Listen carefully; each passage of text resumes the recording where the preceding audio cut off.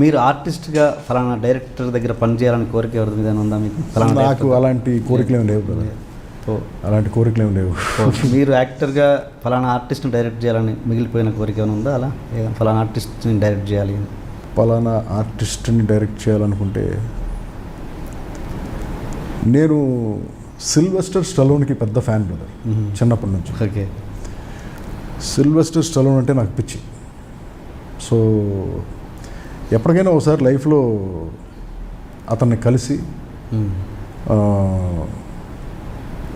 ఏదో ఒకటి అతనితో ఒక షాట్లో యాక్ట్ చేయటం, లేకపోతే ఒక షార్ట్ డైరెక్ట్ చేయటం, లేకపోతే జస్ట్ షేక్ హ్యాండ్ ఇవ్వటం, ఏదో ఒకటి చేయాలనే ఒక్క కోరిక తప్ప I don't have any other ambitions with any other actors or directors. లేదా తెలుగు ఆర్ హిందీ ఎవరు లేరు? ఎవరు లేరు. ప్రతి సినిమాకి మీరు సినిమాలు హిట్ అవ్వచ్చు, ఫ్లాప్ అవ్వచ్చు, కానీ మీరు పడ్డ ప్రతి సినిమాకి ఒకే కష్టం అన్నది అది క్లియర్గా స్క్రీన్ మీద తెలిసిపోతుంది, ఫ్లాప్ అయిన సినిమా కూడా. బట్ మీరు బాగా డిసప్పాయింట్ అయిన సినిమా ఏది? డిసప్పాయింట్ అంటే 2 సినిమాలు.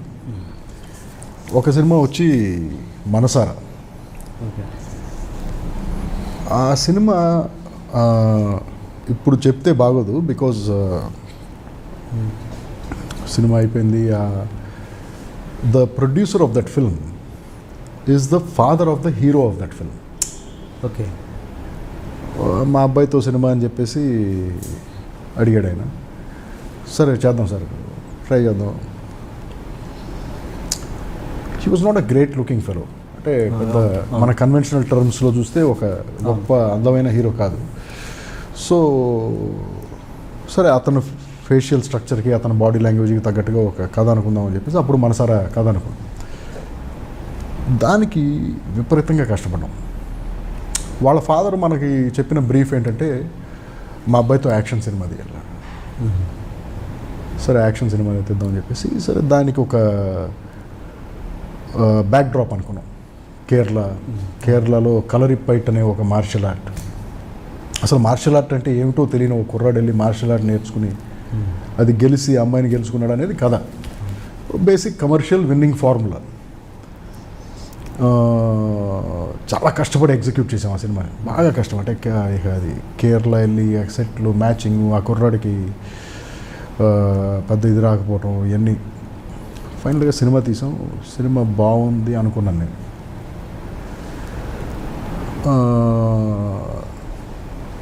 ఎక్స్ట్రాడినరీ మ్యూజిక్, ఆ సాంగ్స్ అసలు అన్బిలీవబుల్ సాంగ్స్, ఆ షూట్ చేసిన లొకేల్స్ అండ్ నాకు చాలా బాగా నచ్చిన సినిమా అది.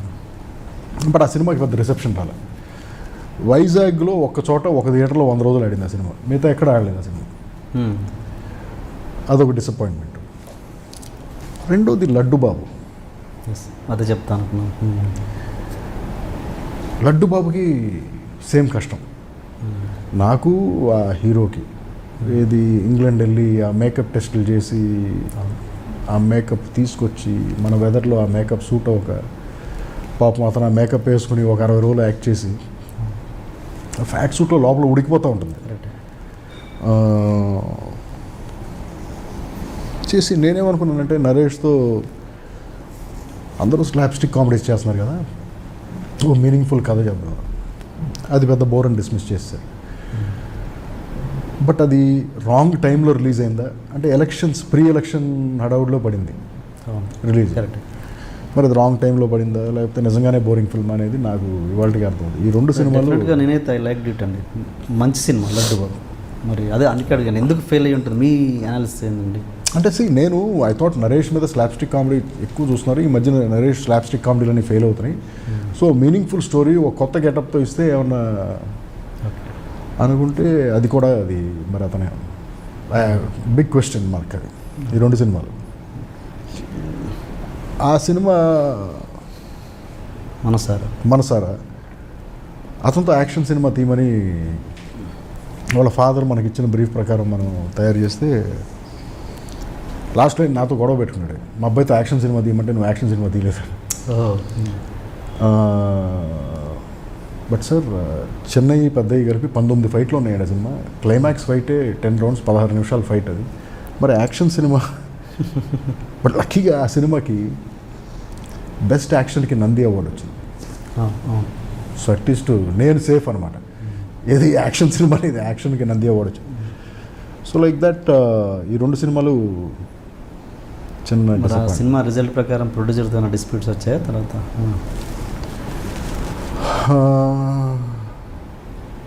Yes, both the producers still owe me money and well I'm just following it up. కనిపించినప్పుడల్లా లేకపోతే మనకి గుర్తొచ్చినప్పుడల్లా అడుగుతూ ఉంటాం, వాళ్ళు ఏదో చెప్తూ ఉంటారు. ఎందుకు మరి ఆ పర్టికులర్ థియేటర్లో 100 రోజులు ఆడడానికి కారణం ఏంటి? వైజాగ్లోనే సార్, వైజాగ్ నాకు అదే అర్థం లేదండి. But maybe they like it, ఆ టౌన్లో పీపుల్కి బాగా నచ్చింది ఒక సినిమాది. ఓకే. బట్ అక్కడ వెంకటేశ్వర థియేటర్లో 100 days ఆడింది ఆ సినిమా కంటిన్యూస్గా.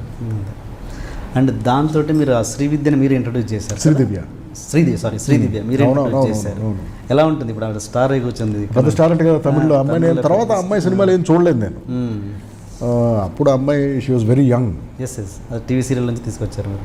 టీవీ సీరియల్ కూడా కాదు, నాకు అసలు అమ్మాయి ఎవరో తెలియదు. మా అసిస్టెంట్ కెమెరామెన్ ఎవరో ఒక అతను పలానా ఎవరో ఒక అమ్మాయి ఉందండి, స్క్రీన్ టెస్ట్ చేస్తారా, పిలిపించమ్మా. వచ్చింది అమ్మాయి, స్క్రీన్ టెస్ట్ చేస్తుంటే ఎందుకు నేను ఆ రూమ్లోంచి బయటకు వచ్చాను. బయటకు వస్తే బయట ఒక అమ్మాయి ఇలా స్తంభానికి ఆనుకుని ఇలాగే నుంచి నాయకు చూస్తాను. ఎవరు ఈ అమ్మాయి అని అడిగాను. ఆ లోపల ఉన్న అమ్మాయి సిస్టర్ సార్ అన్నారు. సరే ఓ పని చేయండి, ఆ అమ్మాయి కాపీ స్క్రీన్ టెస్ట్ ఈ అమ్మాయికి చేయమని అన్నాను. సో ఈ అమ్మాయికి ఆ కేరళ గెటప్ వేసి స్టిల్స్ అన్నీ తీసాను, చూసాను స్టిల్స్. ఈ అమ్మాయి ఫిక్స్ చేసింది అంతే సార్. అదే Sridevi. So that is the turning point of. అంతే. ఎప్పుడైనా మళ్ళీ ఆవిడ మిమ్మల్ని ఫోన్ కానీ ఈ ఎప్పుడైనా మధ్యన ఎప్పుడు కలవలేదు సార్ అసలు. ఆ సినిమా తర్వాత అంటే ఆవిడ ఎక్కడో ఒకసారి ఎప్పుడో కనిపించింది, ఎక్కడో డబ్బింగ్ థియేటర్లో ఎక్కడో. ఆ తర్వాత నెవర్ మెట్ హర్. అంటే ఇప్పుడు స్టార్ అయ్యాక ఒకసారి కూడా మీకు అంటే ఇలాంటివి ఉండవు. నేను కూడా అంతే సార్, నేను కూడా అలాగే. ఇప్పుడు 2 సైడ్ల నుంచి ఉండాలి, నేను కూడా వాళ్ళతో టచ్లో ఉండాలనే యాటిట్యూడ్ నాకు కూడా ఉండాలి. బట్ నేను కూడా ఎందుకు, అది కదా మీరు కదా లిఫ్ట్ ఇచ్చింది. నేను అసలు అలా అనుకోను సార్. మనం ఎవరికి ఏ ఫేవరు చేయట్లేదు, మన అవసరం మన అవసరం గురించి అవతలని వాడుకుంటున్నాం. ఇప్పుడు అది వాళ్ళకి బెనిఫిట్ అయింది, ఎక్సలెంట్. ఇప్పుడు నేను వాళ్ళకి ఏదో ఛాన్స్ ఇచ్చాను, వాళ్ళకి ఏదో లైఫ్ ఇచ్చాను, ఇది కాదు. That is their destiny. Yes వాళ్ళ డెస్టినీలో వాళ్ళకి మనం ఒక టూల్ లాగా ఉపయోగపడ్డాం. ఎస్ వాళ్ళ పాత్రలో మనం వాళ్ళకి ఒక టూల్ లాగా ఉపయోగపడ్డాం. అంతేగాని ఎవరికి లైఫ్ ఇవ్వటం ఇవన్నీ ఉండవండి. అలా మీరు రాజీవ్ మెనన్ గారి విషయంలో, రామనాయుడు గారి విషయంలో అలాగే ఫీల్ అవుతారా? మరి 100% నాకెవరు లిఫ్ట్ ఇవ్వలేదు అని. 100%. నాకు యాక్చువల్గా ఇప్పుడు లిఫ్ట్ అంటే ఏంటి సార్? లిఫ్ట్ అనేది ఏంటి?